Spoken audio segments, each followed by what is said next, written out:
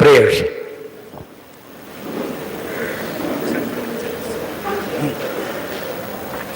The invocation will be done by monks and brahmacharis of the Ramakrishna Mat, Halasuru.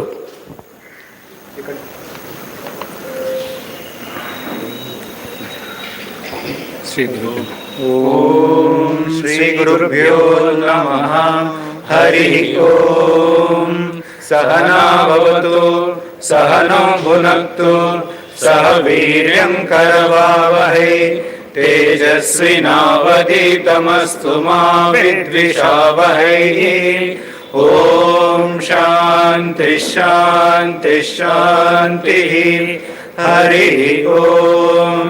जातवेदसे सुनवामसो ममराति यतो निदहाति वेदः स न पर्षदति दुर्गाणि विश्वा नावेव सिन्धुं दुरितान्यग्निः तामग्निवर्णां तपसा ज्वलन्तीं वैरोचनीं कर्मफलेषु जुष्टाम् दुर्गां देवीगुं शरणमहं प्रपद्ये सुतरसि तरसे नमः अग्ने त्वं पारयानव्यो अस्मान् स्वस्तिभिरति दुर्गाणि विश्वा पुष्य पृथ्वी बलुलान उर्वी भवातोकायतनयाय संयोः विश्वानिनो दुर्गः जातवेदः सिन्धुन्न नाव दुरितातिपर्षि अग्ने अत्रिवन्मनसा गृणानोऽस्माकं बोध्यविदात्तनूनाम् पृतनाजितगुं सहमानमुग्रमग्निगुं हुवेम परमा सदस्तात् स न पर्षदति दुर्गाणि विश्वाक्षामद्देवो अधिदुरिताद्यग्निः प्रत्नोषिकमेढ्यो अध्वरेषु सलाश्च होता नव्यश्च सत्सि स्वाञ्चाग्ने तनवं विप्रयस्वास्मभ्यं च सौभगमाय जुष्व गोभिर्जुष्टमयुषो निषिक्तं तवेन्द्रविष्णुरनुसञ्चरेम नाकस्य पृष्ठमभि संवसानो वैष्णवीं लोकैरमादयन्ताम् ॐ कात्यायनाय विद्महे कन्याकुमारि धीमहि तन्नो दुर्गिः प्रचोदयात् ॐ शान्ति शान्ति शान्तिः हरिः ॐ तत्सत् श्रीरामकृष्णार्पणमस्तु. ಇವರು ಬಂದಾಗ you also sit? No. Yeah. Welcome. Thank you, monks and brahmacharis of the Ramakrishna Order. Just now, monks and the brahmacharis invoke Sri Durga. Durga is all auspiciousness, all goodness and all power.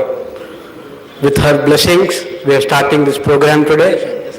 Now, I request Revered Swami Bodhiswarupananji Maharaj, Adhyaksha of the Ramakrishna Mat Halasuru, to deliver the welcome address. Maharaj.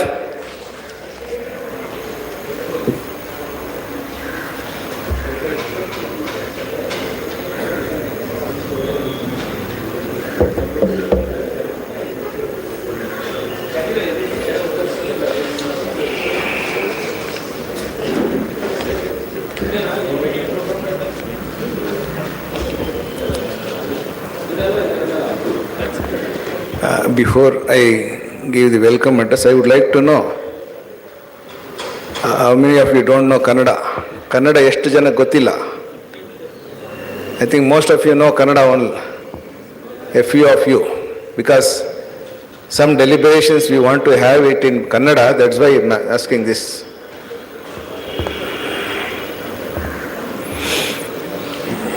Though it is the capital of Karnataka, it has become a metropolitan city. So we cannot just confine to Kannada alone. We need to have the common language. So that's why just I asked. Anyway, we shall go for the welcome address.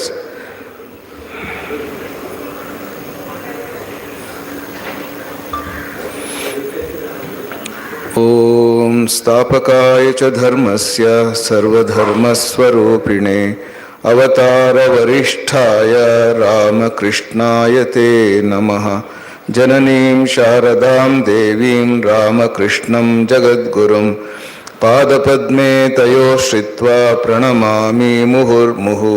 नमः श्रीयतिराजाय विवेकानन्दसूरहे सच्चित्सुखस्वरूपाय स्वामिने तापहारिणे। ॐ श्रीगुरुभ्यो नमः। We have all assembled here in this value education workshop for teachers. Why this type of workshop for the teachers? We are all knowing people, we cannot say. Sri Ramakrishna used to tell, as long as I live, so long do I learn. What Swami Vivekananda called him Avatara Varishtha. Such a person says, as long as I live, so long do I learn. So, the learning is a continuous process as long as we live. So, I consider this, it is a great privilege to address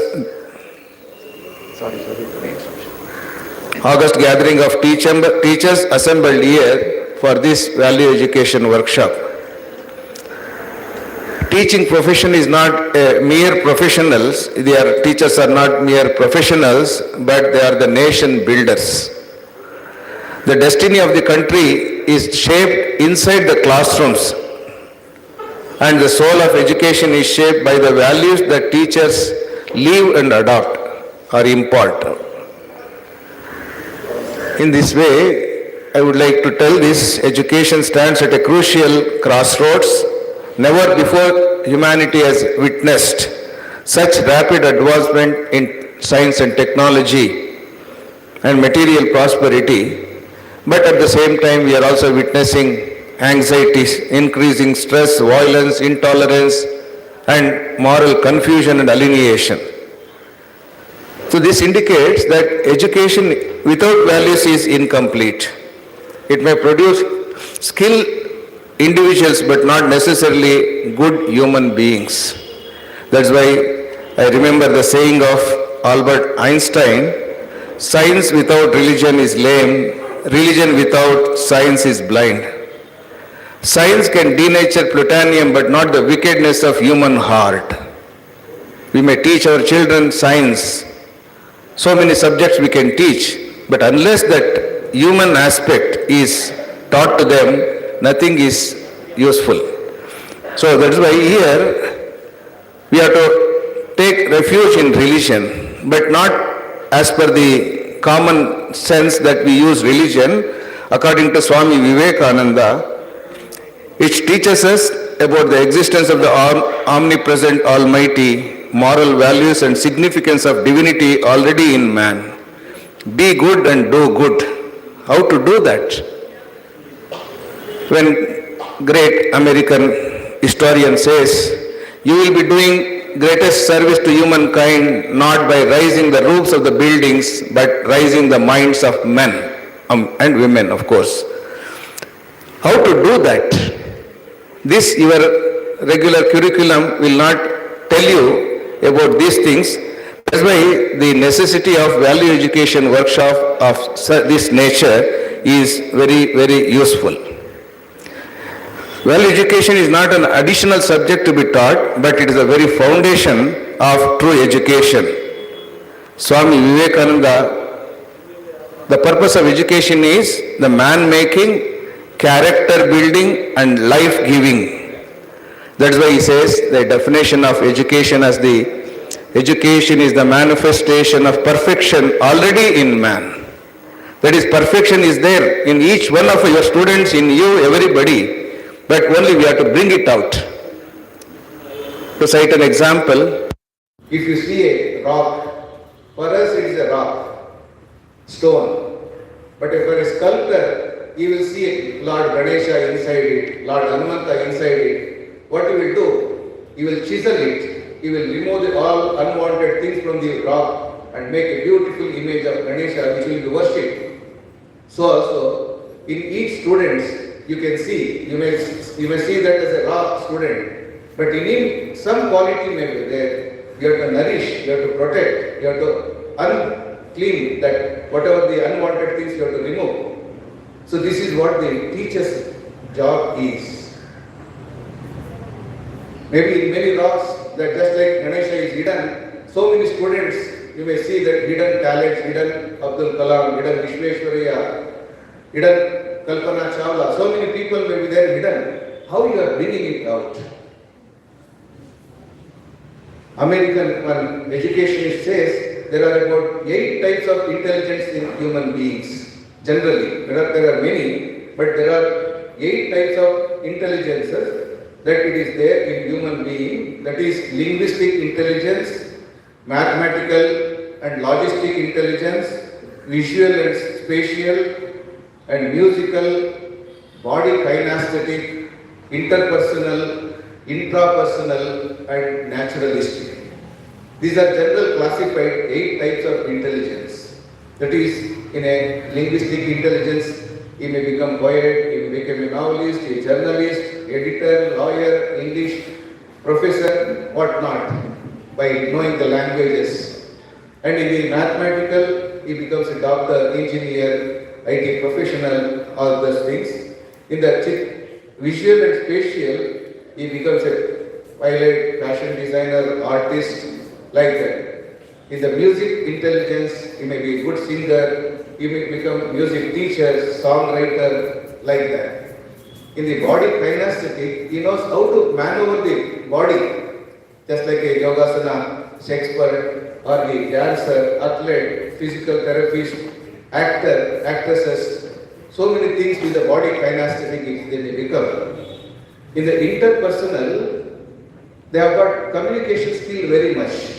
Thereby, they become team managers, politicians, all sorts of people, they become interpersonal.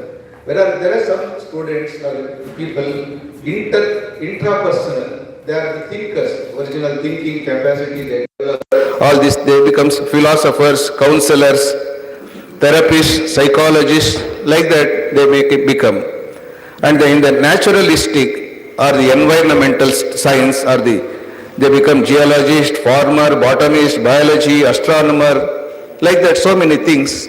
These are different types of intelligences. We have to identify in the student what is predominant in him. It may be all the things may be there in him, but something will be there in predominant.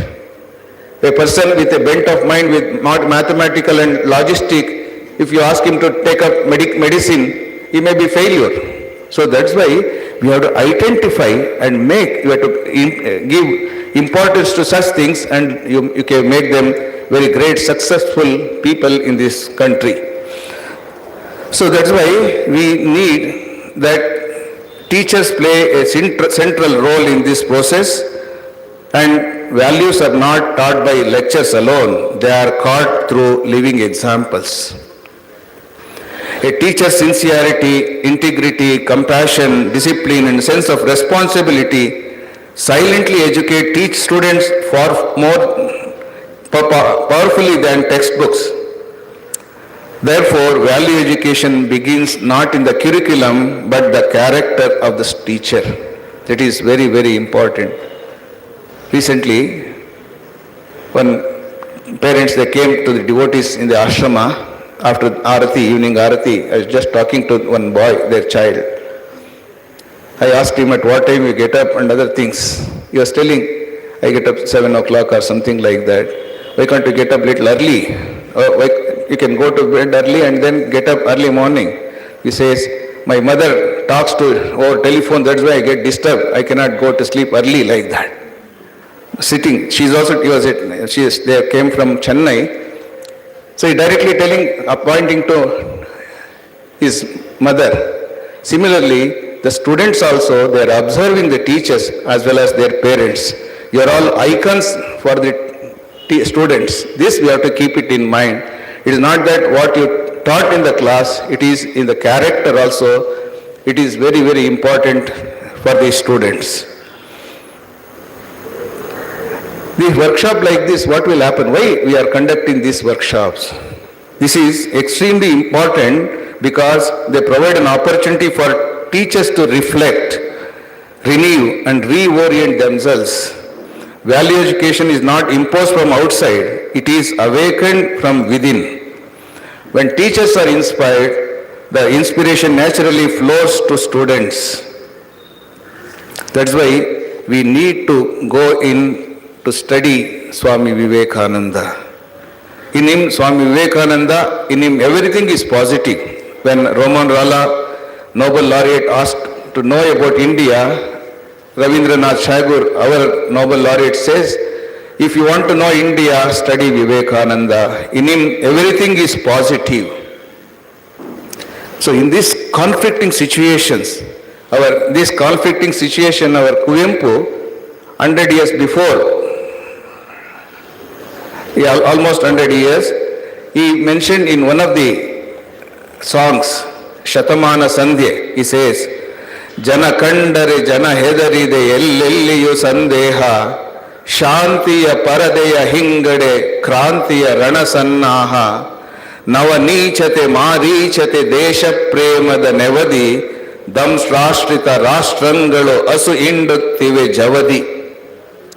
This situation, though he has written in 1936 or so, centenary of Sri Ramakrishna life, even as if it is applying it to today.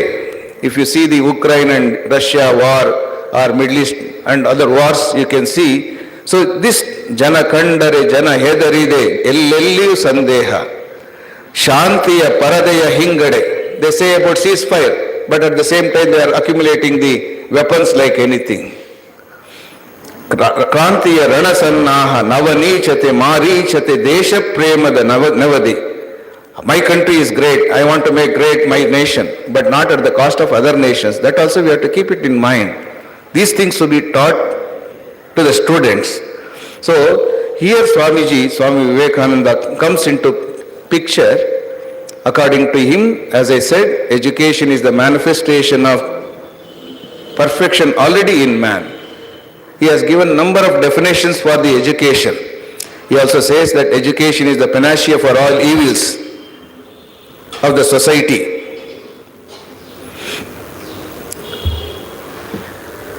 He also further, he emphasized education which makes human worthy and capable of manifesting divinity in its full measure. His clarion call was, we must have life-building, man-making, character-making assimilation of ideas. He further said, what type of education we want? He says, we want that education by which character is formed, strength of mind is increased, the intellect is expanded, and by which one stands on his own feet. These are the four things he highlighted, that is, character is formed, by education by which character is formed. Strength of mind is increased. Our human mind is with full potential, we are using only a fraction of it.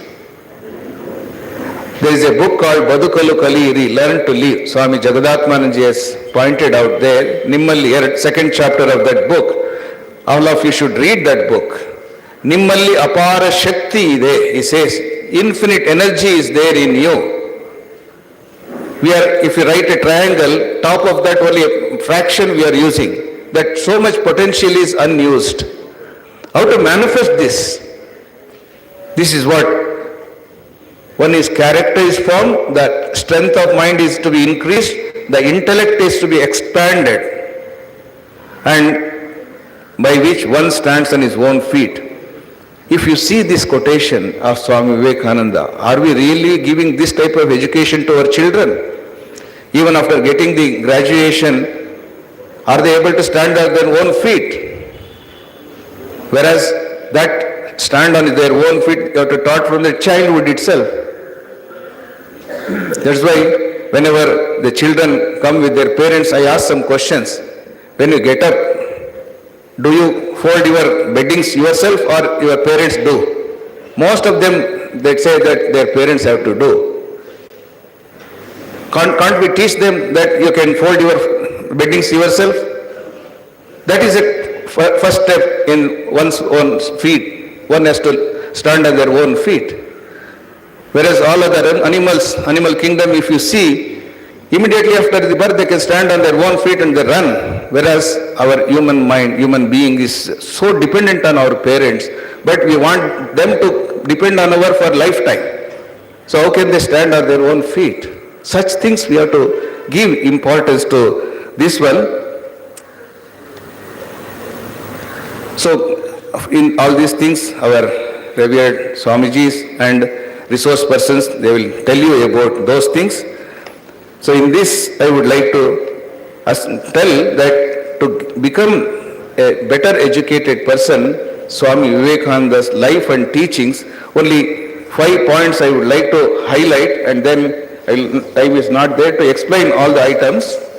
There are one of our senior Swamijis has written Panchashila of education. What is that Panchashila of education?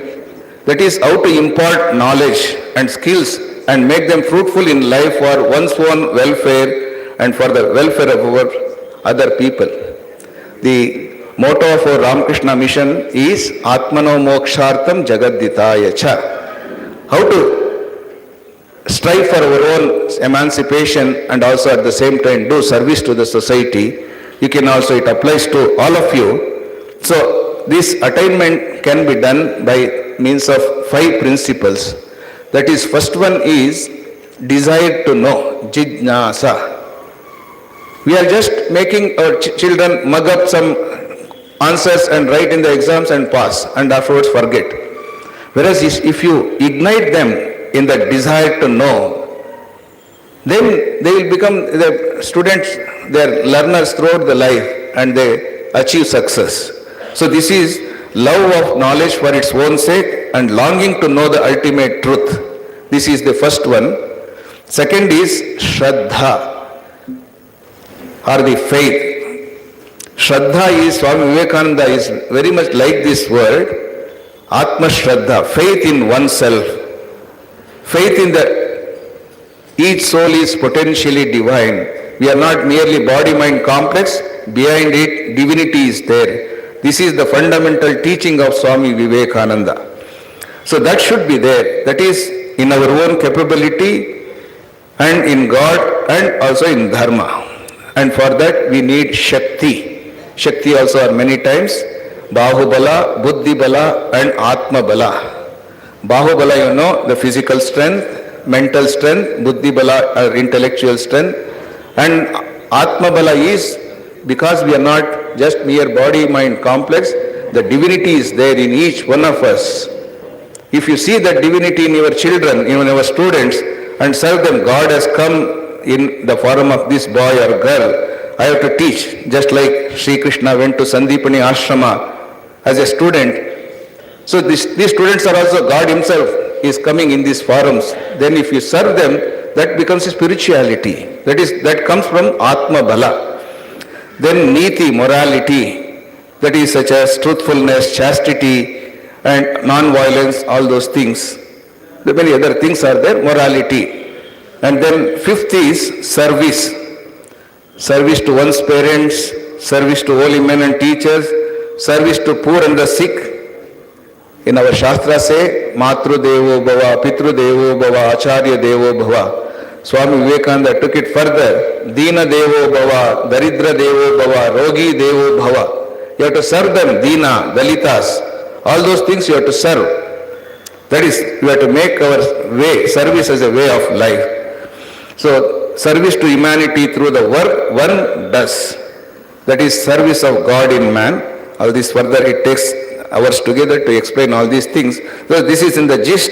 These are the 5 qualities a student, whether a teacher or a student, should develop. Then they will become better human beings. This is what Swami Vivekananda says. So now I would, for all imparting all this such knowledge, we have invited very scholarly monks and some of the resource persons. One such is our Ritesh Singh Ji, IAS officer, he is the principal secretary of Finance Department in the government of Karnataka, is a very devoted person with his professional acumen. He has concern for the welfare of the society. He is a 1996 batch officer of the Karnataka cadre, currently serving as the Principal Secretary for the Finance Department, Government of Karnataka, and also chairs the Karnataka State Financial Corporation. So yes, earlier he was the Principal Secretary for your School Education and Literacy Department also. That's why he knows about all your education policies, all those things. That's why he is a apt person to address and inaugurate this particular workshop. He is the recipient of Fulbright India and Joint Japan World Bank Fellowship for Leadership Development, and his key areas of focus: finance and economic policy, education and literacy, environmental governance, sustainable development, like that. He had his BTech from IIT Kanpur and also Masters in Public Administration from Harvard University. So such a scholarly person is with us. I invite all on behalf of all of you and on behalf of the ashrama. And we have revered Swami Shuddhidanandaji Maharaj. He is the president of our Advaita Ashrama Mayavati in the Himalayas, and he gives lectures on many topics such as Bhagavad Gita, Vedanta, and conducts spiritual retreats in the Himalayas. And also he manages our Advaita Ashrama, the publication wing of Mayavati Ashrama at Calcutta also. He has edited and compiled many books such as Vivekananda's Turning Point, Hinduism, The Faith Eternal, selections from the complete verse of Swamiji. He is also the mentor for the faculty and students of the IIT Kharagpur. So he joined in our Pune Ashrama in 1993 and had sannyas in 2003, and is a senior monk of the Ramakrishna order. Since 1999, he has been in the Advaita Ashrama and presently is the Adhyaksha of the Advaita Ashrama Mayavati. I heartily welcome Revered Maharaj for this program.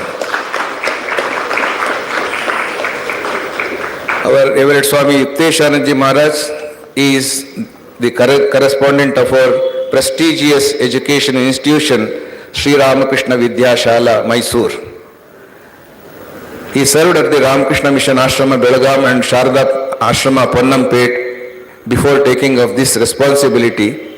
Basically, he is an engineering graduate, but it takes number of very well-education classes for different strata of people. Particularly, he knows for the last several years, he is the head of the education institution. Thereby, he knows the pulse of the teachers. Requested him to address all of you, and on our request, he has come all the way from Mysore. I heartily welcome Revered Swami Yukteshanandaji Maharaj for this program. Another important resource person is our H.N. Muralidhara. He is about to come, and he is, when he comes, we will give him about his biodata. He is on his absence also, I heartily welcome him for this workshop. And our Vishwanath Hariharan, please come to the stage. He is almost the beginning of the computer science in our country. He was student of computer science in IIT Kharagpur, and also later he retired as professor in BITS Pilani in Bangalore campus. He is the force behind this workshop. He has done a lot of groundwork for this particular workshop. I heartily welcome Professor Vishwanath Hariharan. Please be seated. And moreover, I heartily welcome all of you. Without your presence, this workshop cannot be held. For this purpose, I gratefully remember our Nadoja WP Udepi Krishna. He has taken much pain in rescheduling your class exams and other things. In spite of many arts, he has sent most of you, and many other colleges that many teachers have come. To all the administrators of such colleges also and schools, I heartily congratulate them for sending all of you here. once again for all the volunteers who have helped us in success of this, by arranging this program. So I welcome all of them, and many of our Swamijis and Brahmachari Maharajis also have worked tirelessly for conducting this program. I heartily welcome them also. Thank you.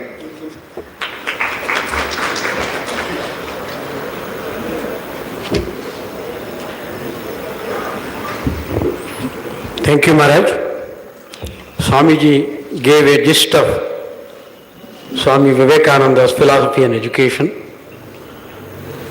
You will learn all of this through the interactive sessions, three sessions we have, which will start after the inauguration. Now we request all the revered monks on the stage and the chief guest, Mr. Ritesh Kumar Singh, to inaugurate this function by lighting the lamp.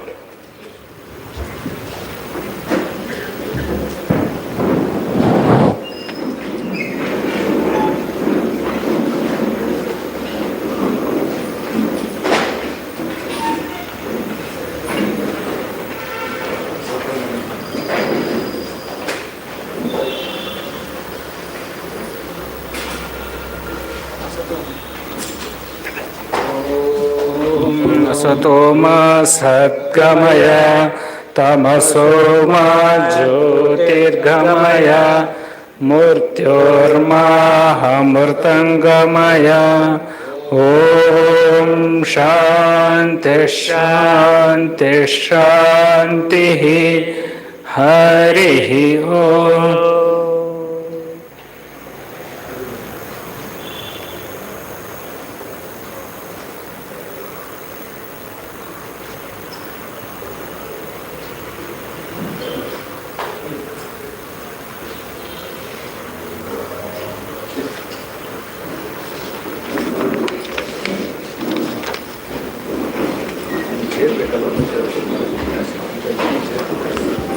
Thank you, Swamijis.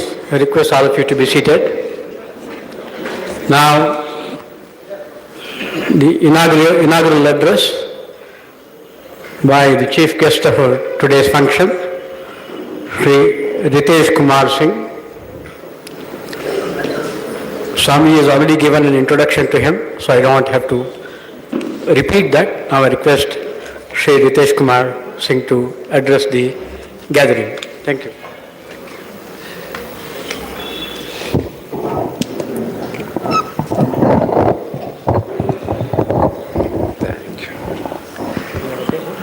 Thank you.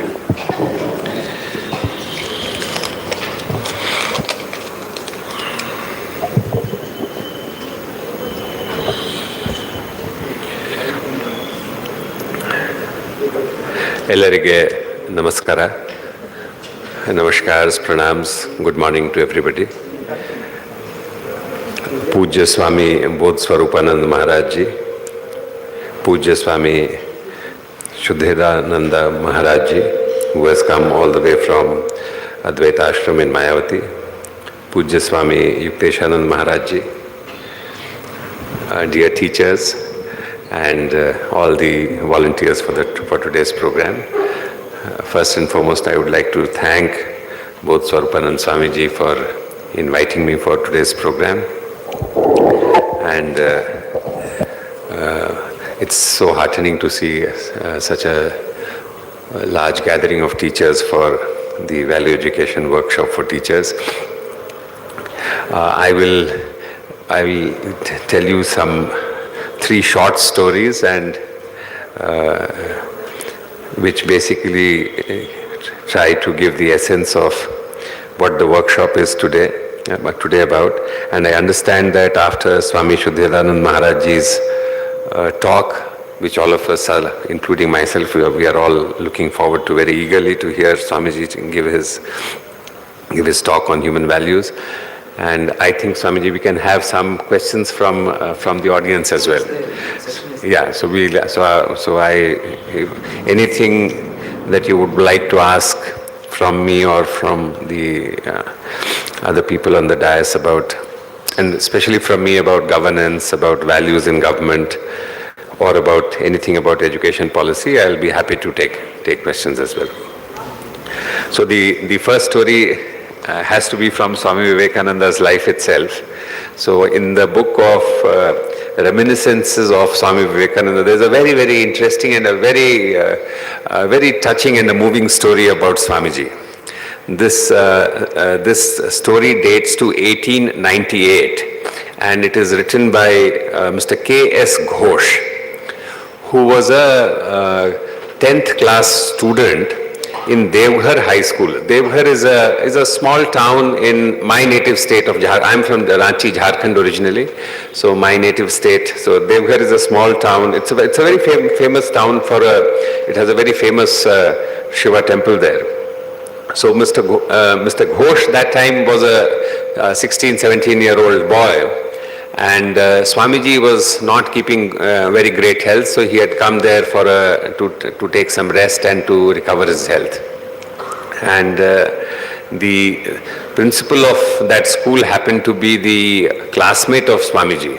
So he told his students that if you are interested in meeting Swami Vivekananda in flesh and blood, this is the time. So if you can find some time, go and meet him and try to talk to him and take his blessings. So a couple of students, Mr. Ghosh and one more gentleman, they went to Swamiji when he was going out for his morning walk. And they thought that Swamiji will talk to these kids about Advaita, philosophy and all that, but Swamiji was continuously talking to them about, have you done your exercise? Do you eat properly? Do you ensure that your surroundings are clean? And these kinds of things. And finally, when they reached near a small stream near the school where Swamiji was taking a walk, Swamiji stood and started looking at the shoes of Mr. K.S. Ghosh.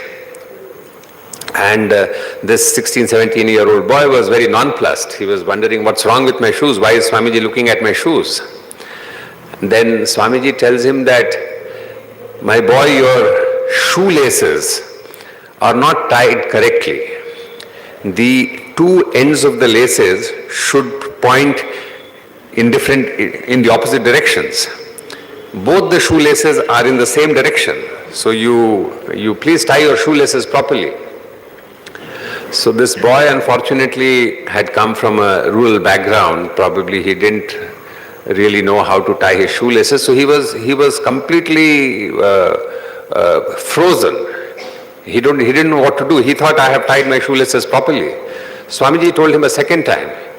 He still didn't know what to do. So after that, Swamiji himself bent forward and opened his shoelaces and tied this boy's shoelaces in the right way. So this Mr. Ghosh, he writes that after Swamiji did this, he suddenly realized what has happened, and he immediately fell at the feet of Swamiji and took his blessings. So this is actually a very, very, very small incident, but like in the life of Swami Vivekananda, every incident has such a deep learning for all of us.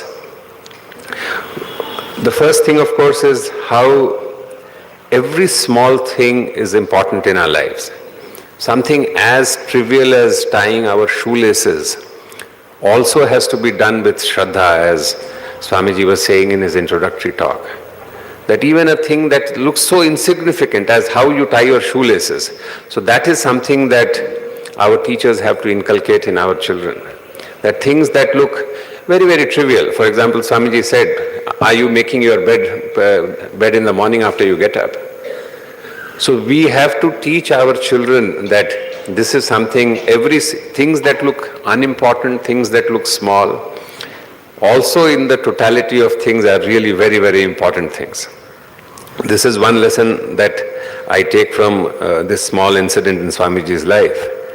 And of course, the second and even more important lesson is the importance of humility.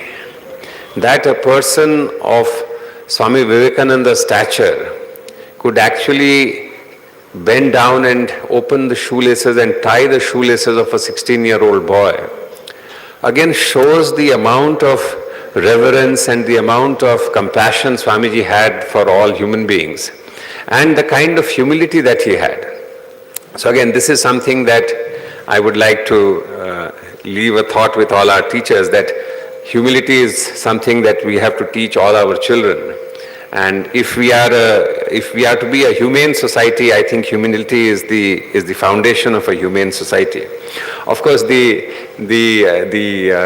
funny part of this story comes now. So this boy actually goes back to his hostel, and there the other kids don't allow him to open his shoes, because the shoes have been sanctified by the touch of Swami Vivekananda. And all the other children start coming to him and touching his shoes, because they also want to touch the shoes that have been sanctified by Swami Vivekananda's touch. And this boy had to keep his shoes on until pretty late in the night, until all the other children were able to touch his shoes and take the blessings. So this was the first story I thought I'll share. The second story is a more personal story. So I studied in a school called St. Xavier's School, Ranchi. It was a school run by Catholic missionaries, and our school principal was a Belgian priest, and his name was Father Lombard. And Father Lombard was a person who epitomized service and tyaga, even though he was a Belgian. And there is something that I still remember, even though it's almost 40 years have passed since that incident took place. So Father Lombard one day told us in the assembly that he has got a telegram. We didn't have emails and all these things 40 years back. So he got a telegram from his mother saying that, not from his mother, from maybe one of his family members, about his mother, saying that his mother is very sick and she's in the hospital. And she was, of course, an elderly lady. Our Father Lombard that time was in his, maybe in his late 40s, early 50s. So obviously his mother would have been in her 70s at least, if not in her 80s. So he got a telegram saying that your mother is very sick, but your mother also tells you that you don't have to come back. You continue with the work that you are doing. You are running a very important, you are the principal of a very important institution. Your work as the principal is more important than for you to come back and take care of me. And don't worry about me, I am being taken care of by the other family members, so you please continue with your work. So Father Lombard actually came to if I remember correctly, we were probably in grade 7th or 8th that time. So he came to the assembly. There were tears in his eyes, and he said that my mother has directed me not to come. After 3-4 days, again he came back to the assembly, and he said that his mother has unfortunately passed away, and he has to go now. He took a couple of weeks off, and he went for the funeral services of his mother. And again, so something that for all of us, and for teachers and for all people in responsible positions. So again, it shows the importance of service. And as Swamiji was saying just now, that if children learn from what they see from us, it's not how much that what we teach them in the classrooms, but what they learn is from the conduct of parents, from the conduct of teachers. So I thought I will share this small story also as to how people who are so dedicated to the service that they are doing. I will end with whenever I tell these, we have a son who is 19-year-old, so whenever I tell these stories, so he always tells me that, Papa, you tell all these stories about Swamijis and fathers and all monks, so it's very difficult to do all these things. Yeah, we are all normal human beings, so you tell us some stories that can be emulated by normal people also. So this is a story about a person who's not a monk. So it's something that all of us can probably attempt to emulate. So when our son was in grades 11th and 12th, he was having tuitions for physics, chemistry and maths. So one of his tuition teachers was Mr. Govind Raju, who was his physics tuition teacher. So in Bangalore, the lot of teachers also would be taking tuitions, which is a good thing, which is not a bad thing actually. Yeah, and the good teachers in Bangalore actually charge pretty hefty amounts for tuition. Their charges are by the hour. So if you teach for 1 hour, you charge X. If you teach 2 hours, you charge 2X. If you teach 3 hours, you charge 3X. If you teach 4 hours, you charge 4X. And this is an accepted norm. And again, this is a market's response to my economics training keeps coming back to me. This is a market response to the failure inside the classrooms. That's another story. That's not the topic of today's discussion. But this is fine. So this is a common phenomenon. All of us with children in senior classes in school are aware of this. So one of his teachers, his physics teacher, used to teach him on average 3 hours every day, 3 hours in a week. 3 hours per class, twice a week. And he used to always bill us only for 2 hours. Sometimes when the exams used to take place, he used to teach him for 4 hours, 4.5 hours. But the billing used to be, sometimes it even went to 5 hours. But the bill used to always be for 2 hours. So this went on for 2 years, the whole of class 11th. So we used to be very, in the days of Phone Pay and Google Pay, so the Manjunath sir would tell us that, sir, these were the 8 days I taught, 2 hours, this is the bill. And so everything, no conversation, everything on WhatsApp, and the money gets paid in 5 seconds. So at the end of grade 12th, so I used to wonder what's wrong with this Manjunath sir. All the other teachers are charging by the hour. Why is Manjunath sir not charging by the hour? So so I said, okay, let's not raise this issue at this point of time. Once our son completed grade 12th, we did a rough calculation of what was the charges per hour, and it was a significant amount of money. And whatever difference was, we actually transferred that money to again through Phone Pay or Google Pay. So he took great offense at that. And he sent me a long WhatsApp. And I first, of course, sent him a message. I told him that, Govindrat sir, this is, I think, on the lower side, because, of course, I haven't kept an exact track, and it's been over 2 years. But on average, I think this is what payment should have been made from our side to you. So kindly, I know you don't want this, but kindly accept it. This is what is genuinely due to you. So he wrote back a very long message to me saying that no, this is not right, and yeah, I've already been paid for what I have done. And then finally he said that, we protested, so this back and forth went on for a bit. Then he said that, sir, please understand, I teach him only for 2 hours. The other 1.5 hours, he's actually doing the work at his own level. So I don't need to be paid for that. When I am teaching only for that time, I need to be paid. But of course, we finally told him that no, that is not how the normal calculation is done. As long as you are spending that time with the child, whether it's you teaching or he solving the problem at his own level, you need to get paid. So again, and what I told Manjunath sir was that all the physics that you have taught him, mechanics and electromagnetism and static electricity and all this stuff, so the children will forget about all of this in a few years' time. They will be doing their own things. But what you have taught him by not taking what was due to you and being satisfied with what you got is something that he will remember all his life. Something that he will remember all his life. You have actually given him a lesson that is way, way beyond all the beautiful physics that you have taught him. So this was the story I thought I will end my talk with, and I would like to thank Swamiji once again for inviting me, and I hope all the teachers have a wonderful session today, and as I said, in the end we will take questions. Thank you very much.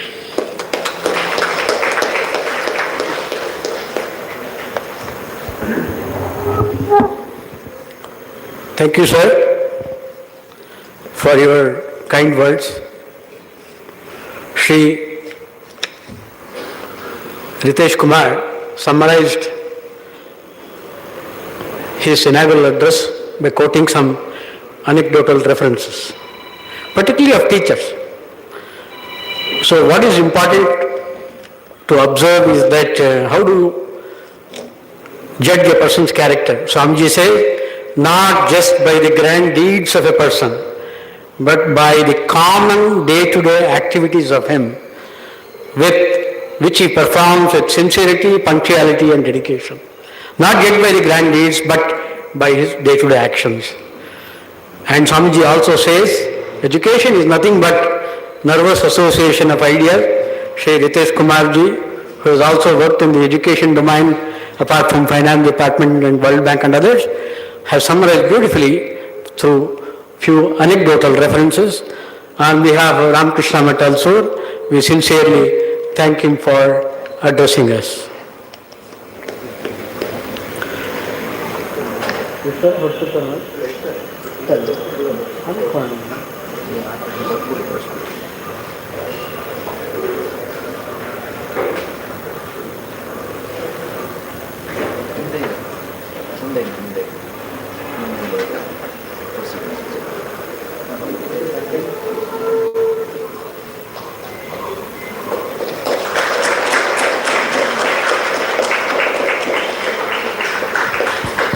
As a token of our appreciation and gratitude, we honor the chief guest, Shri Ritesh Kumarji.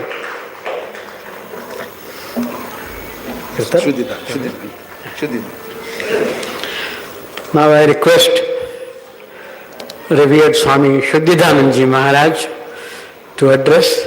Revered Maharaj is an erudite scholar, has absorbed many thoughts of Swamiji, Swami Vivekananda, and also that of Gita and Vedanta. I'm sure you will appreciate his lecture. Revered Swami Shuddhidanand.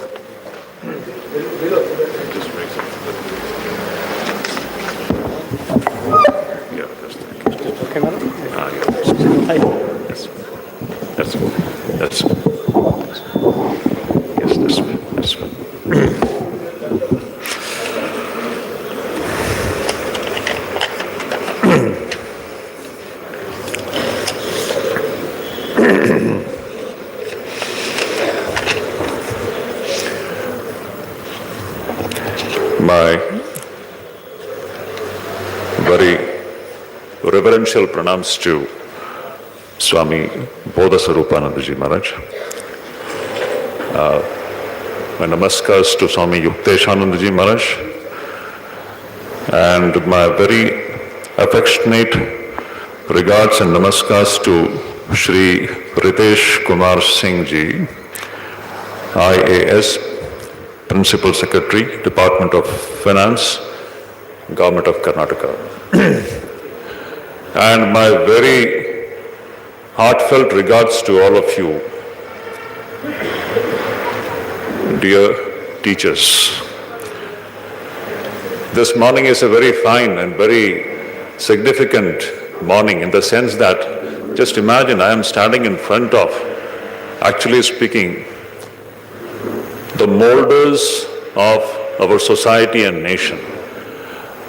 I don't think so any other gathering can be more important than this gathering. I will just try to shed some light on this point. What is the importance or the important role of a teacher? Nothing can be more important than the role of a teacher in a society. You see,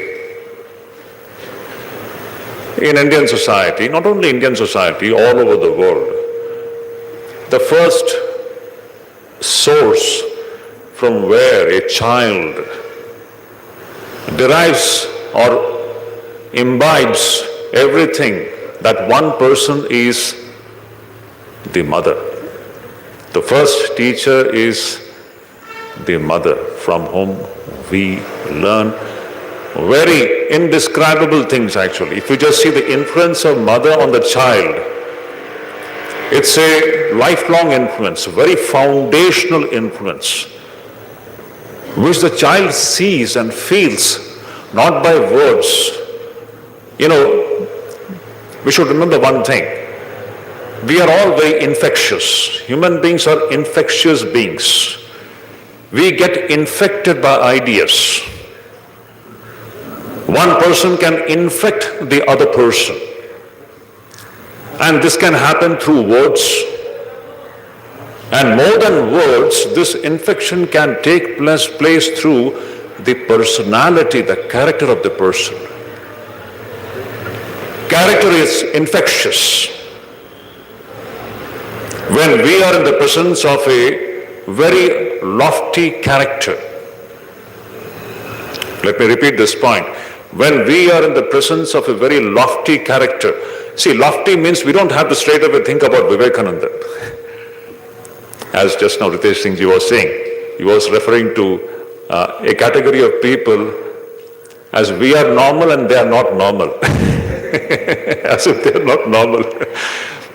Vivekananda was not abnormal, or we are all normal people, more or less. And everyone is striving for perfection, actually speaking. What is human life? It is a continuous striving for perfection. There is no meaning to human life unless it is dedicated and it is directed towards self-perfection. That is the very definition of education which Vivekananda gives. A very significant point. So I was just referring to this infectious character of human personality. When we are in the company of, say, evil people, we get infected in negative ways.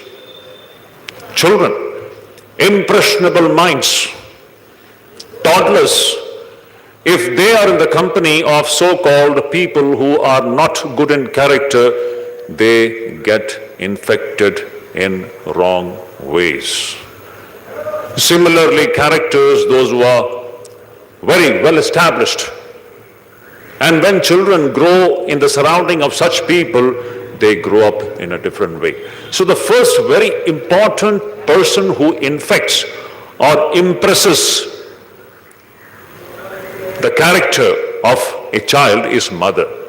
And after the mother comes a very important person called teacher. In our tradition, the teachers are referred to as Guru. There is no one greater than Guru in human life. The Guru's main role is to, literally speaking, now see here the definition of education comes which Swami Vivekananda talks about. Education is not the amount of information that you put into your brains and which runs right there, undigested throughout your life. Swamiji says, let me repeat this point. Every teacher today should understand this point. What is transpiring in the classroom, it should not be just limited to just conveying some information to the children. That is important. We are not underestimating the importance of transforming or transferring information to the child. That is important. But education cannot just be constricted or limited to this one act of transferring information. Vivekananda says education is not only the amount of information that you put into the child's mind, which runs undigested there throughout the life. So what is education? Education is assimilation of certain ideas. Swamiji says, if a child imbibes 4 or 5 very lofty ideas, and what are these lofty ideas? I'll just touch upon that point. Swamiji says, if a child imbibes 4 or 5 some lofty ideas and makes these ideas his character, he is a person who is more educated than another person who has by-hearted the entire library. After all, education is not the question of by-hearting, mugging up books and just, now actually speaking, now keeping everything in the head is becoming meaningless. You can keep it in a hard disk and a hard drive. Why use the brain for that? You can do that. Today we are living in a digital world. If just storing information is the education, then we should say that these hard disks and hard drives are really educated devices. They are carrying the whole lot of information within themselves. So what is true education? Education is not just the matter of gathering information and storing it in your brain. There is something more to it. And that is where actually comes the question of values. Today this gathering is actually dedicated to discuss this very important subject of importance of human values in life. See, values. Why values? When we lack the right kind of values, the life and its consequence will be of one kind. And when we have a certain right kind of values in our lives, our life and its consequence will be of a different kind. Let us go by consequences. Nowadays, we are very practical. We want to see everything in terms of fruits. What will be the fruit of having value in our life? You see, if you just look into the present society, you can see it's written stark on the face of the society, the absence of values. All this unrest which we see all over the world, from where is this unrest emerging? See, we are just pointing out at the unrest that we see in the society, but it is emerging from the individual. And why is this individual so disturbed and in a state of peacelessness and unrest? That is another question. Why is this individual so restless or peaceless? Why is he not settled within his own self? There is something very important here. Here comes the importance of values in life. You just see, so values are extremely important for two sakes. It is for the sake of one's own self as well as for the welfare of the entire society. A person who has made his life stand on some higher values, he will find that that person is very well established in his own self as well as he will be a blessing to the society. Now when we talk about values, now what do you mean by values actually? All our great teachers have taught us in our Indian tradition, life should be based upon dharma. There are two factors, dharma and adharma. Simple, let me just simplify the whole thing. Life can either be based on dharma or it can be based on the principles of adharma. A life which is based upon dharma, it will be of one kind. You will see a beautiful, a wonderful human being, a wonderful man, a wonderful woman emerging from this great seed of dharma. And the opposite of that is a life which is based on adharma, the principles of adharma. From that you will find all kinds of evil kinds of people emerging. Now I'm talking about values, okay? When we talk, the values is an English word. Its Indian word or the word which we find in our tradition is dharma. And dharma can be understood in a dharma is a wonderful term which can be interpreted, or it has been explained in so many ways. I am just putting it in the simplest possible terms, and in the context of what we are discussing here values. In this context and background, what will dharma mean? In our Shastras, dharma means four things. Number one, satyam, truth or truthfulness. Number two, tapas means self-restraint. Number three, shaucham. Shaucham means purity. And number four, daya, compassion. So what goes into the making of dharma is these four wonderful virtues. They are literally the pillars of so-called a beautiful character individually and a beautiful society collectively.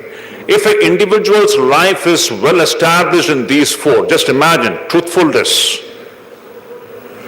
self-restraint, purity, and compassion. Let us just look into the opposite of these four and its consequences. See, we are talking about the importance of values in human life, okay? That is the main thing. We as teachers, we have to understand what is the significance of values in your life, in my life, in the life of the student, in every human being's life. So what is the significance? Just see, the opposite of truthfulness is what? Untruthfulness or dishonesty. Now, what is going to be the consequence of untruthfulness in a person's life or dishonesty in a person's life? We are seeing in the society today. Today, India is the fourth largest economy in the world. Let us just take it to a very practical and the present day situation in our own country. India is one of the fastest growing economies in the world. From the fifth position, it has come to the fourth position, and very soon we are going to be the third largest economy in the world, it is said by the experts. Now, I just wonder, at the same time, parallelly, you will see India is very painfully, I have to say, one of the very corrupt nations in the world. It is a very shameful tag that is there on the head of all the Indians. It is a very shameful tag which is there on the head of all the Indians. In spite of such rampant corruption in this country, India is galloping. It is making such wonderful progress in economic terms and in other terms. Why is this happening? I always say the picture is not always negative. There is also a positive side to it. In spite of this rampant corruption, there are large number of honest and truthful people because of which this country is progressing. Let us not forget this point. There may be a dark side to the society, but there is also a positive side. There are any number, which I personally know, any number of such good, wonderful bureaucrats, administrators.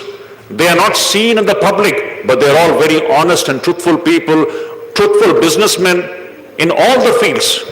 It is these truthful people who actually make or go into the making of a strong and a beautiful society. So you see, we should understand the importance of this great virtue called truthfulness. Just imagine, my dear teachers, my brothers and sisters here, 140 crore Indians. If every person is truthful, what will happen to this country? We will be on the top of the world. We are, as it is, 140 crore Indians, second largest democracy, the biggest democracy in the world. And if just imagine if all the 140 crore people, if they are established in this one virtue of truthfulness, then we can say that we are all educated people. If you just look at it from the standpoint of Swami Vivekananda's definition of education, if every person in this country practices truthfulness, we will be truly an educated nation in the truest sense of the term. Otherwise, what is the meaning of education? Just putting information and living a life of dishonesty and untruthfulness? What is it going to take individually as well as collectively? So we should understand the importance of truthfulness in life, and this is what has to be cultivated in our own self, and we have to transmit into the lives of our students. Now this has to be lived. Teachers have to live that kind of a life of truthfulness. Parents have to live that kind of a truthfulness. The second point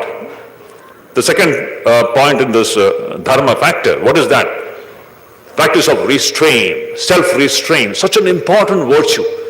Children have to grow up in this wonderful virtue of living a simple life, simplicity.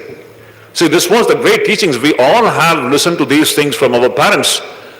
Simple living and high thinking, is it not? We all have listened to these simple principles of a great life.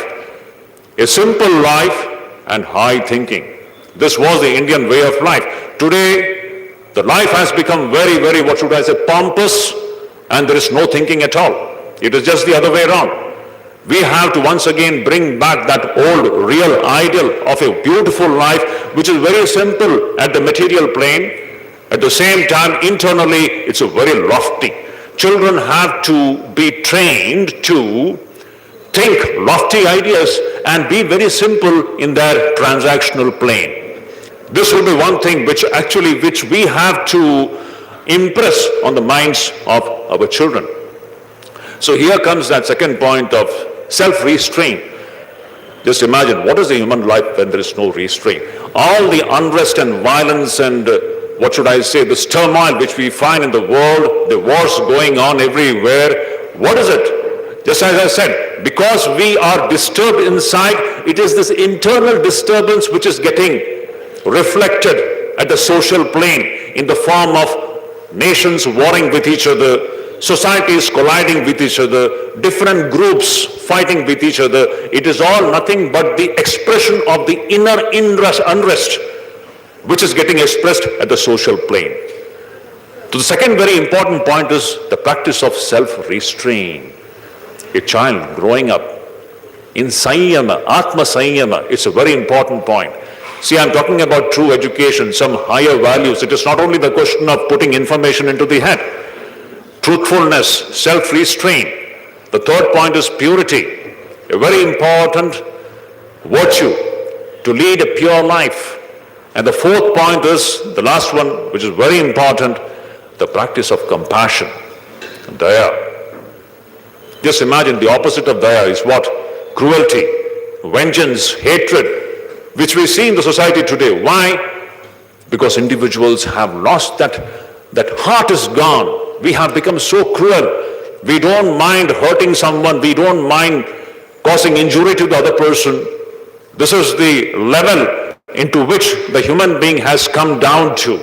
Whereas the highest lofty ideal would be an ideal of compassion, ideal of universal love. Now, these are the lofty ideals which we have to see to it that we practice in our own individual lives and we transmit it into the character of children. In our Shastras, there is one beautiful statement which comes from Bhartrihari. Bhartrihari, you might have known. He has written some of the very beautiful works. This great Rishi, Bhartrihari, says, in Sanskrit, I will just quote it, because it is very significant. When you're talking about values, this is very important. Bhartrihari says, in Sanskrit he says, Yesham na vidya na tapo na danam na jnanam na shilam na guno na dharmah te martya loke bhuvibhara bhuta Manushya rupena mrigascharanti. Last line is very simple. He is saying, Yesham na vidya na tapo na danam. That individual in whom we don't see vidya. Vidya, what a beautiful term. A highly cultured mind. Yesham na vidya na tapo. There is no self-restraint. Na danam, na daya. There is no charity. There is no compassion. And then what? Na jnanam. There is no knowledge. Na shilam, this culture, certain way of life, na shilam. A person who is devoid of all these things, Bhartrihari says, te martya loke bhuvibhara bhuta. They are like a great burden on this mother earth. Such people, they are a big burden on this mother earth. And what are they? Bhartrihari says, they are all like manushya rupena mrigascharanti. They are all just like animals in human forms. Now you will find today any number of such animals moving around in the human form here. All kinds of crimes which we see in the society, horrible things, on day-to-day basis we read it. Unthinkable crimes. They are not human beings, they are animals in human bodies.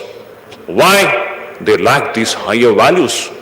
In the absence of values, you see it, you can convert a human being, a child, into a very skilled person. He may be a very efficient engineer, a doctor, a very skilled person, but skill minus values can be dangerous also.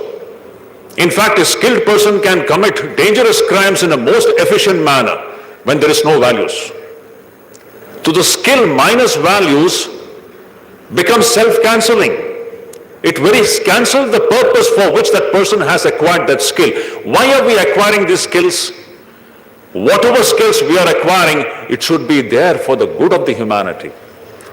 Not for one's own selfish aggrandizement, not for one's own selfish purposes. It should be used for the good of the society.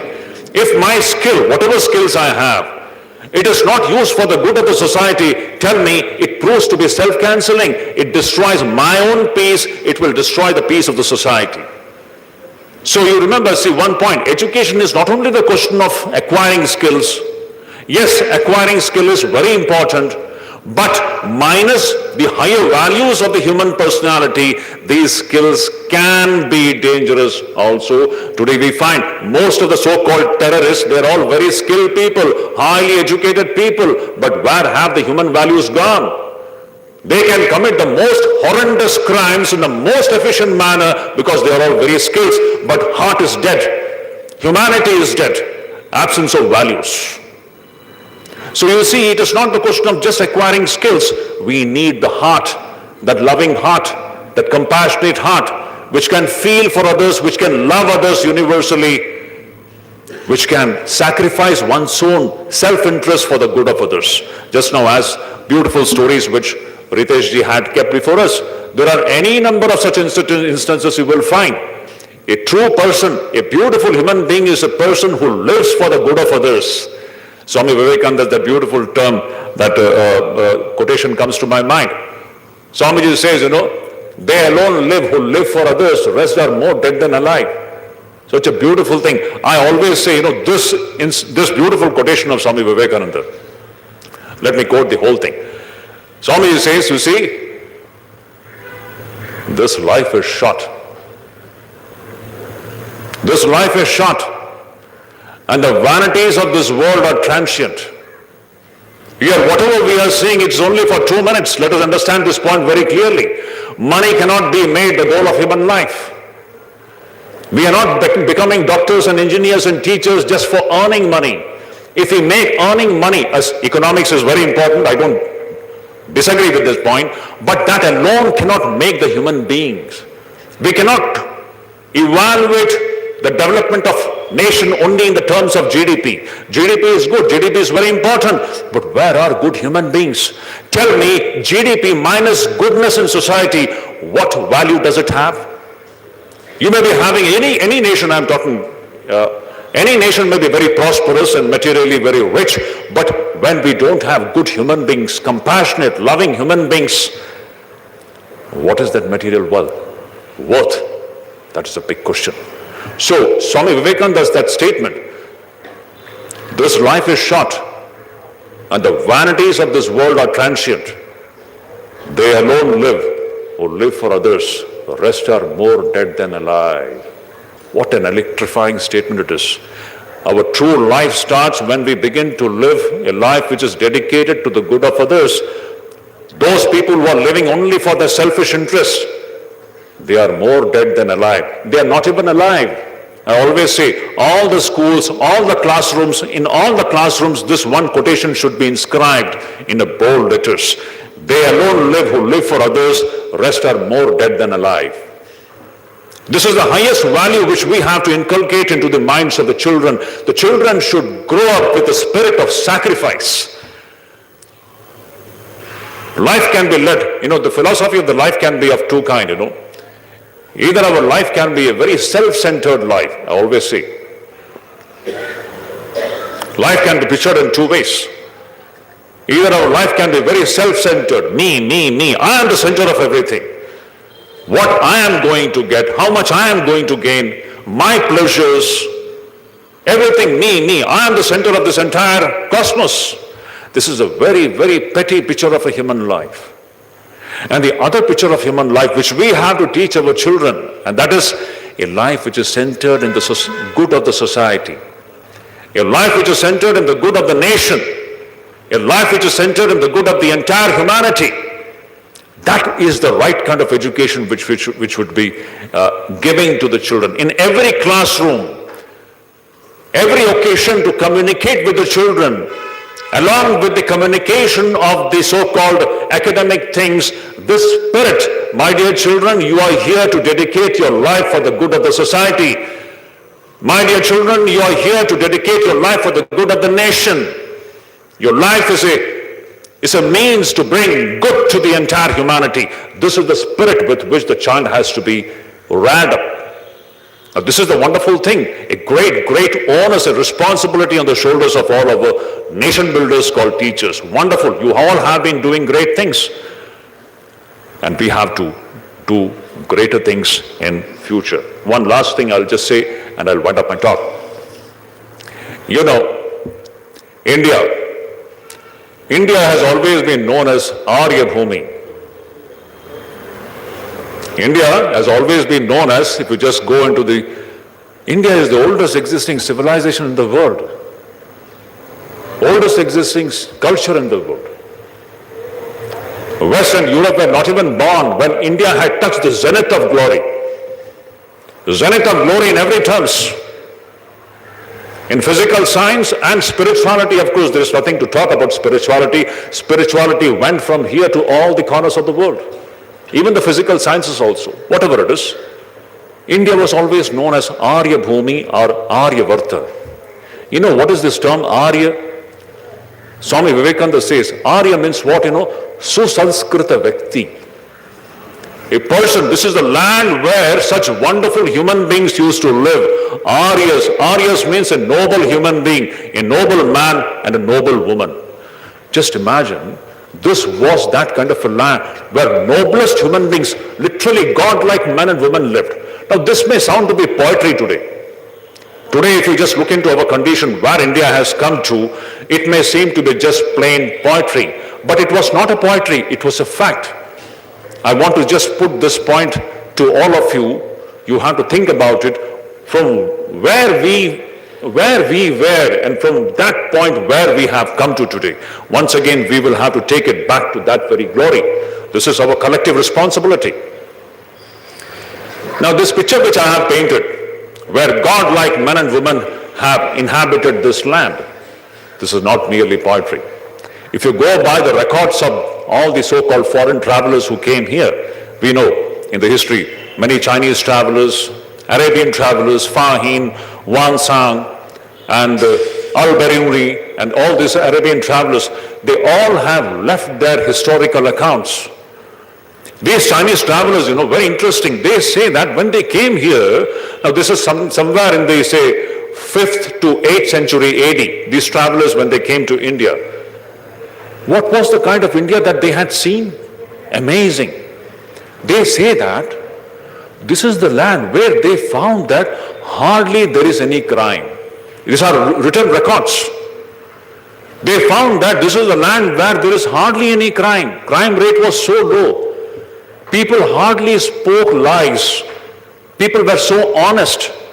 And one of the very striking remarks you will find in one of these so-called travelers who came from outside, one of the very, very striking remarks, we can't even believe it today. They say that in those days when one villager, when he goes from his one village to another village, he would keep his door open. The door of his house would remain open and he is gone out for some business somewhere. Nobody is there, he is there in the house door is open. And he comes back, everything is perfectly fine. Can you imagine this kind of a society, this kind of a state of affairs today? If you leave your house open today, what will happen to you? You know that very well. I don't have to tell about that. The very lofty character of the men and women. Everything is open, but nothing goes wrong.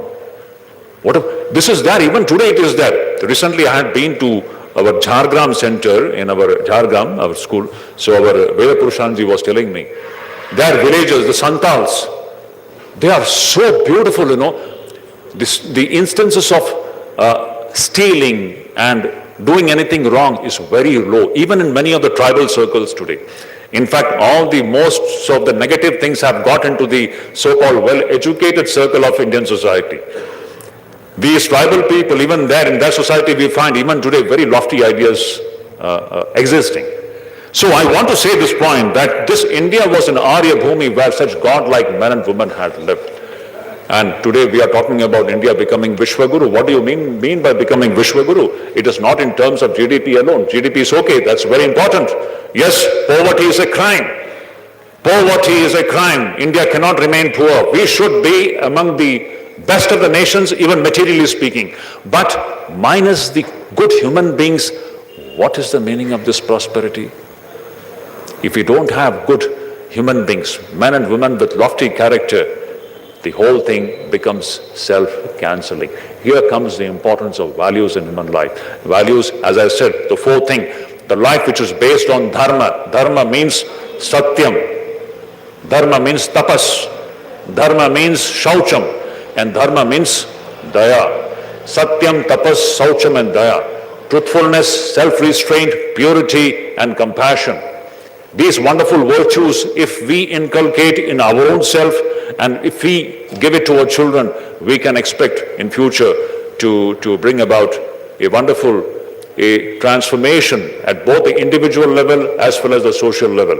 This is the great responsibility on the shoulders of all of us. Let us all strive for that. And we are sure we are going towards it. If there is negativity in India today, there is also a huge chunk of positivity.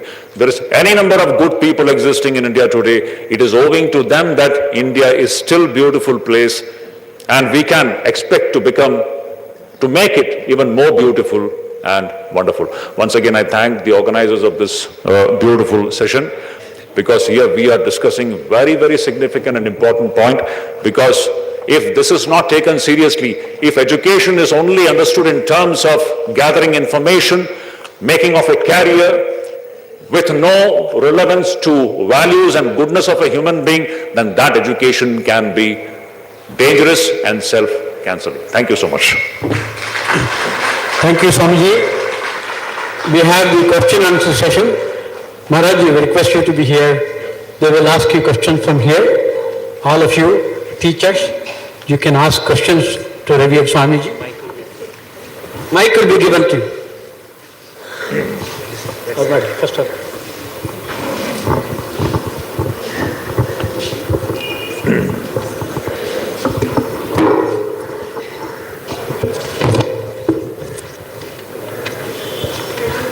Yeah.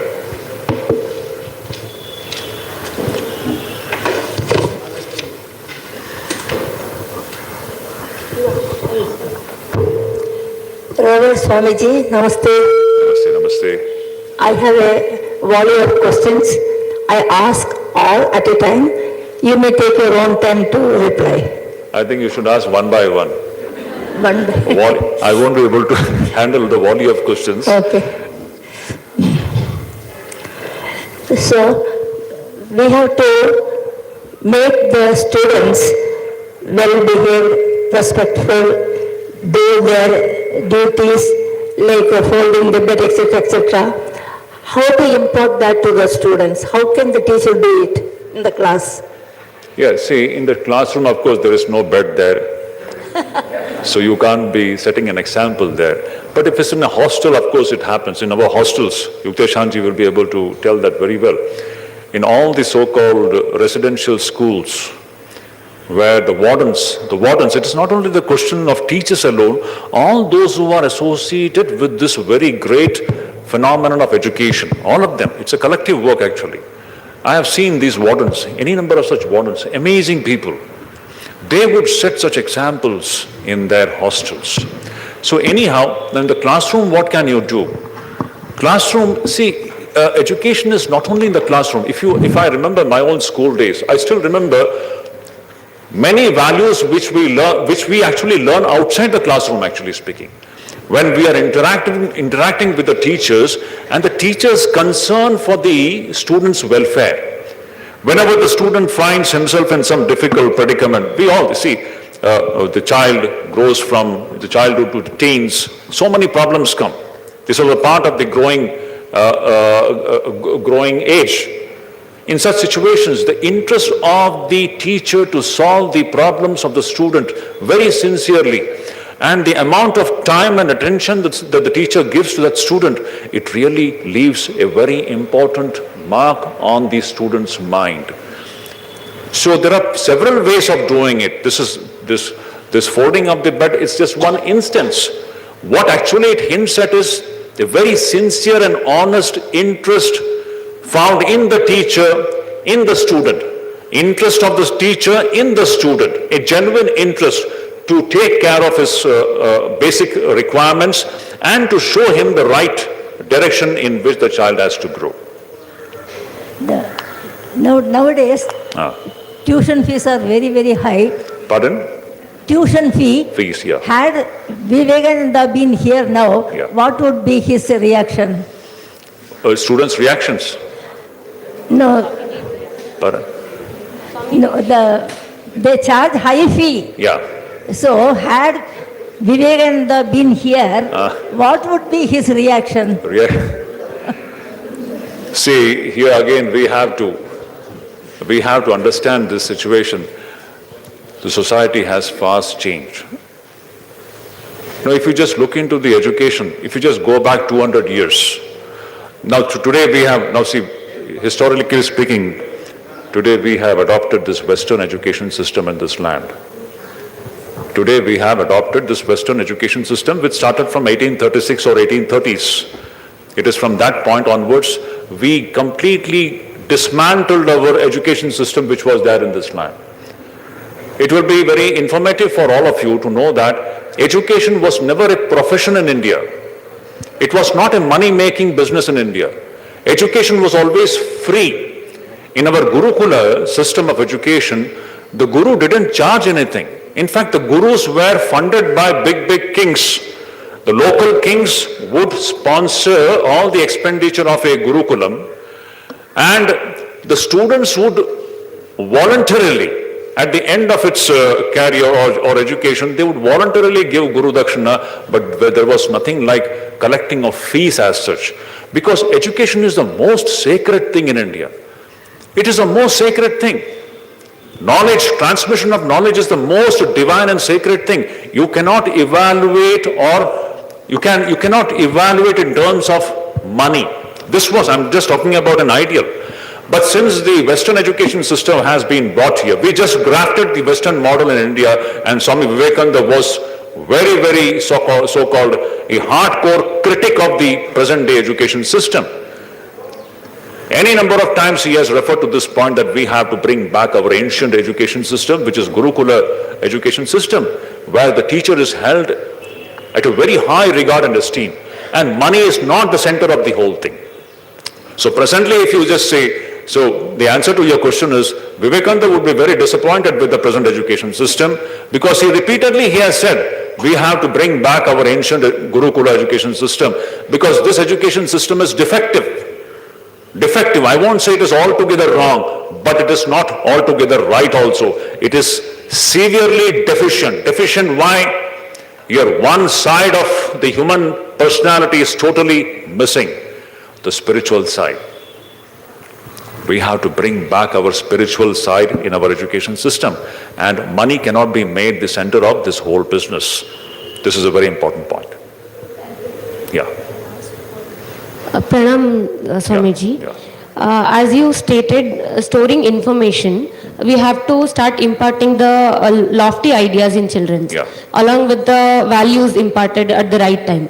But my question is, these exams are sometimes may feel overwhelmed by the students, because as teachers we make them to study in a hurry manner. So what are the suggestions that you give as a teachers, what to impart the values and lofty ideas? What are the things that we can inculcate so that the right values at the right time can be imparted in a student?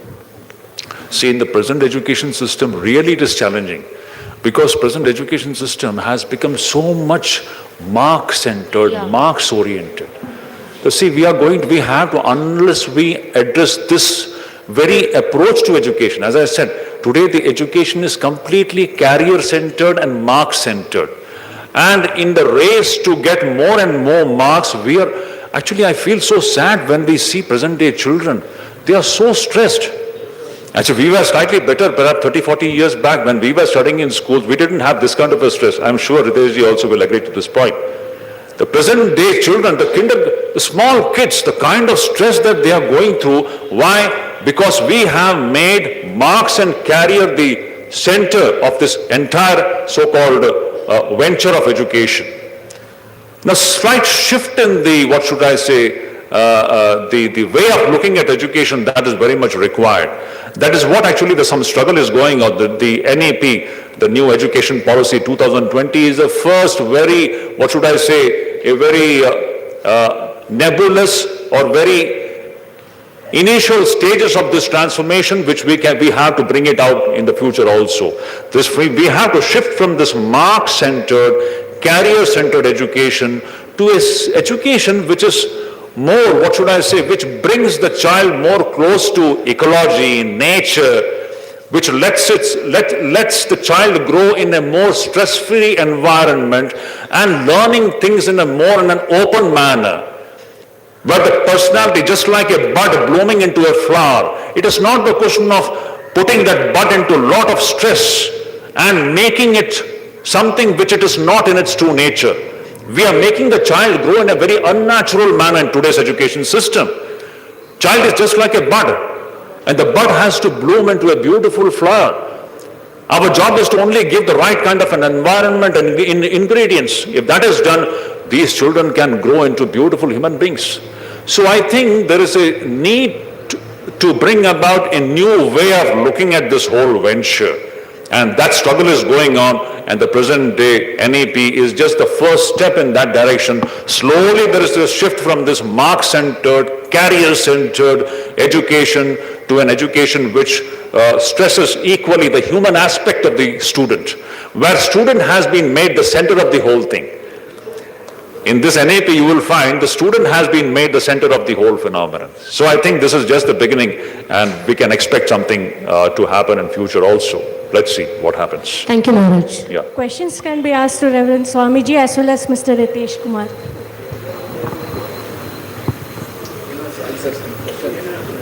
Namaskar, Swamiji. Yeah. Being truthful is very difficult nowadays. In a classroom, how can we preach truthfulness to the students? What's your name? Suman. Huh? Suman. Suman, right in the beginning you have laid down your weapons. You have admitted that truthfulness is not possible. If you, right in the beginning, if you admit that truthfulness is not possible, then you're shutting the doors to everything that we are talking about today. Truthfulness is the very basic virtue of education. Just tell me, and how, I don't know. See, why today we are, see, it is, please sit down. No, it's okay, it's fine, I'm comfortable. See, today, if we have come to a state, if the society, if collectively we have come to a state that we are admitting that truthfulness is not possible to be practiced, just imagine what a dangerous state we are in. This is the beginning of destruction. Where truthfulness is not there, the individual will be destroyed, society will be destroyed. Everything will go towards degeneration and destruction. So, why truthfulness cannot be practiced? Yes, truthfulness, if you have to practice truthfulness, you be ready for sacrifice. The thing is that we don't want to sacrifice anything. When a person begins to walk on the path of truth, be ready to sacrifice everything. It is because we don't want to sacrifice the good things of life, we then take recourse to the so-called untruthful, dishonest, deceitful means to get so-called preferable, pleasurable and good things of life. It is about the spirit of lack of sacrifice which actually makes this practice of truthfulness difficult. If you're ready to sacrifice the so-called the fancies of this world, everybody can practice truthfulness. Truthfulness and sacrifice, they go together. You cannot be truthful unless you are ready to sacrifice the things of this world. The path to truth is always laid by the spirit of sacrifice. Without sacrifice, you cannot. Because we don't want to sacrifice, we cannot be truthful. But if you are ready to sacrifice, you will be always successful in walking on the path of truthful. And Satyameva Jayate. This is not just poetry. Truth alone triumphs. There is no other alternative to it. There was never an alternative. There will never be an alternative to it. Truth alone will triumph, whatever it is. So sacrifice. If you're ready to sacrifice, everybody, because we don't want to sacrifice, we want our petty so-called selfish interests to be preserved. To preserve those selfish interests, we speak we behave dishonestly, we speak untruthful things just to preserve our so-called selfish interests. If you're ready to sacrifice your selfishness, no one can stop you from walking on the path of truthfulness. Namaste, Swamiji. Yeah. We don't have freedom while teaching because the parents are not cooperative with us. Yeah. We don't have interaction with them, and as long as we punish them, we don't punish them, but beyond the control, if we give small punishments also, the parents are they say they go to the media and threatening the teachers, and management also doesn't support us. So how can we do this? How to bring the children under control, because there is no corporal punishments. Yeah, today it's a crime. I think it is a technical issue. Our Ritesh Singh ji will be able to answer this. Today it's a crime, today to touch a child is a crime. Today to touch a child physically is crime. I'll tell you, the amount of beatings that we have got, if I tell that, then my teachers will be in jail today. And one more thing, Actually speaking, punishment and disciplining is a inseparable part of a good education system. Because this was the earlier way. Punishment, when the child does something wrong, it should be disciplined. Some amount of force has to be utilized. When you don't do that, of course, there is a great saying in our Shastras.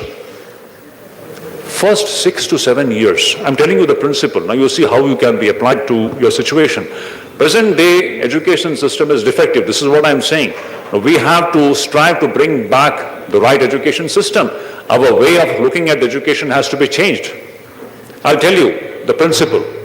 The principle in our Shastras is that, you see, the first 6-7 years of a child, the child should be soaked in pampering. First 6 to 7 years, the child should be completely soaked in pampering. Love it, pamper it. That is the requirement of the child in the first 7 years. From 7th year to the 18th year, the approach should be completely changed. From 7 to 18, the child should be strictly disciplined. If necessary, the child should be punished. You have to. Then if you continue the pampering, you are doing the wrong. You know what happens with the parents? Their pampering doesn't stop at the 7th year. They don't stop pampering even when the child has become 30 years old. This is the problem. When you pamper throughout the life, you are spoiling the child. For 7 years, pampering is needed. It is a requirement of the child. But beyond 7, if you pamper, you are spoiling the child. From 7 to 18 years, what is actually advisable and what is the great people have told us, the child needs to be disciplined and, if needed, also punished, physically punished. In the Upanishads, you will find many instances where the disciple has done something wrong and he is given severe punishment. He is made to go out and take bhiksha, go live outside, rear 100 cows, don't be in the ashram. Severe punishments. That is the way to correct the mistakes which that particular student has committed. And then, so 7 to 18 years, these 10 years should be the years of discipline in which punishment has got a very significant role to play. Today, this is what is missing in our education system. And then, after 17, 18, the Shastras say, once the child has come to the age of 18, the child should be treated as one's own friend. Then the child should not be, then there is no, after 18, there is no place for physical punishment. Then the child should be dealt with or as if he is just my equal. That is the approach. So these are the 3 different stages in which the child, the growing child, has to be handled in 3 different ways. So I'm just talking about an ideal state. Today it's not happening, and that is why we see Pampered children they grow up with their own problems, psychological problems. They're always attention seeking. When they don't get proper attention, they become depressed. Pampered child, they grow as severe attention seekers. If they don't get proper attention, they become disturbed. So children have to be made to grow independently, not attention seekers. Too much of attention giving is also not good. Sometimes we have to leave the child, let the child grow up independently. So these are the very technicalities of handling a growing child. Let's see, I'm just talking about a principle. If you don't punish a child who is committing something mistake, then we are doing something very wrong. Today we have made it a crime. This is highly questionable. Of course, the reason why it has made a crime is that sometimes even the teachers do certain things wrong. That is another side of it. It's not only one-sided. Today we come across many instances where the teachers themselves, they do something wrong. Then it becomes a problem. Then it becomes a difficult situation actually. But ideally speaking, children between 7 to 18, they have to be handled in a disciplined way in which punishment has got a very important role.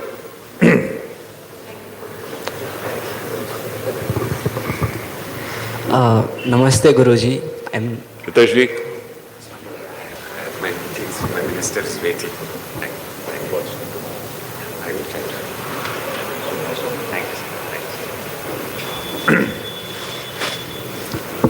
Any other question? Yeah. Namaste Guruji. Yeah. I'm Dipesh, and I currently stepped in the teaching field. I'm currently a B.Ed first year student. Yeah. And my question for you is, I actually got in this field after my dad's, he wants me to, he actually acknowledged me and saw that potential of me as in teaching. And I had a personal experience teaching my younger brother, and it actually used to go in, he used to never listen to me. And when I got into this field, when I actually got in the admission, my cousin, he actually pointed this, he asked me a question, which grade do you prefer to teach or become a teacher as? So I said, from 5th to 6th or till 8th to 9th standard students. He actually pointed a thing. He said males teacher, especially the boys, males. And he also gave an example of her own daughter. He said, I have a daughter and I would specially not send to a school or to a teacher who is a male. She is 10 years old. And me, stepping into this field. So, what are your, what things that you can actually tell about this? Even in the elementary schools, we see female teachers handling the children, they are considered female as See, here, why should we make this distinction between female teachers and male teachers? I don't think so. It really makes sense. Whether male teacher or female teacher, if we understand the essence of this phenomenon of teaching, that is what we have to focus upon. So, truly speaking, I really can't make out. In my assessment, I think we need not make this kind of a distinction between female teacher and a male teacher. You are wonderful. If you have the teaching skills, as just now whatever we have discussed, what is important is to understand the true meaning of education and focus upon that. So it hardly makes any difference whether you are a male or a female in the teaching profession. Definitely, I would say, but the females have got some advantage in that, in the sense that motherliness is very natural in a female. But it need not be that it is not there in male teachers, of course, but in the females it is very natural, that motherless, the motherhood, the way of handling a mother, handling a child, that comes very naturally for any female, but it is not that it won't be there in a male. In a male also we find wonderful such a maternal, a motherhood kind of a heart we find. So let us focus upon the main thing, and you just understand what is the main meaning of education and focus upon that. You need not make a distinction between male teachers and female teachers.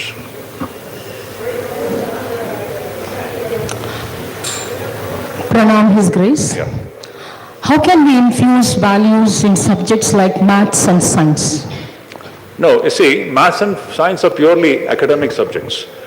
Now, values are actually speaking, no, academics is academics. Now, what these values which we are talking about, it comes from the personality of the teacher itself. See, teacher is being seen not only in the classroom, even outside the classroom. In fact, today we are living in a digital and a social media world. The students knows everything about the teachers. They can get all the information about the teachers. So, what is transpiring inside the classroom, it's academics. You're transmitting your knowledge in mathematics and say chemistry and physics and biology. That is one thing. That essentially the value doesn't come into picture. But the personality of the teacher, that matters. Suppose if the students come to know about your character, and it happens also, even we have seen in our own school days, we know about the teacher in a slightly personal sense about her character. We have heard about her or him from others that this person is very strict, is very truthful, he never makes any compromises. This kind of an image the teacher carries because the teacher is living that kind of a life. That really matters. If such a teacher who has got this kind of an image that his person is very truthful, very disciplined, very uncompromising, he doesn't teach for the sake of earning money alone. This kind of an image which the teacher carries, and when this teacher imparts mathematics lessons to the students, that's a different thing. Mathematics is in its way, it's fine, but it is coming from a teacher who is carrying this kind of a... ನಲ್ಲಿ ಶಿಕ್ಷಣ ಕ್ಷೇತ್ರದಲ್ಲಿ ಸುಮಾರು 30 ವರ್ಷಗಳ ಕಾಲ ಅವರು 30-35 ವರ್ಷಗಳ ಕಾಲ ದುಡಿದಿದ್ದಾರೆ. ಹೆಚ್ಚು ಕಮ್ಮಿ ಬೆಂಗಳೂರು ದಕ್ಷಿಣದ ಕಾಲೇಜುಗಳಲ್ಲಿ ಅವರು ಪ್ರಾಧ್ಯಾಪಕರಾಗಿ ಸೇವೆ ಸಲ್ಲಿಸಿದ್ದಾರೆ.